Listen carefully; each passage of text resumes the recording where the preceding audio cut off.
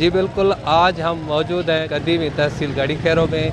यहाँ पर जो है माह रमज़ान आते ही दुकानदारों ने महंगाई कर दी है। यहाँ पर हमारे साथ कुछ शहरी मौजूद। जी बिल्कुल, पूरे पाकिस्तान में महंगाई चल रही है, मगर गड़ी खैरों में मसनूई तौर पर महंगाई की जा रही है। हम यहाँ पे आपको पता चले कि ना कोई यूटिलिटी स्टोर है, ना ही रमज़ान बाज़ार है। हुकूमत से गुजारिश की जाती है यहाँ पे कीमतों कम करके आवाम को रिलीफ दिया जाए। आप देख रहे हैं कि हर मज़दूर तबका जो भी है, लेकिन अक्सर मिडिल क्लास जो आदमी हैं वो बहुत डूब रहे हैं और हुकूमत कुछ भी नहीं कर, आवाम को बेवकूफ़ बना रहे हैं और कहते हैं कि हम ये आवाम क्या अच्छा तब होगा जब ये मुस्तकिल तौर पर आवाम को कुछ सहूलियत देंगे। जे हिते दुकानदारनि ये सभु अटो गेह सभु शइ महांगाई थी वई आहे। ग़रीब जे लाइ कुझु न बचो आहे।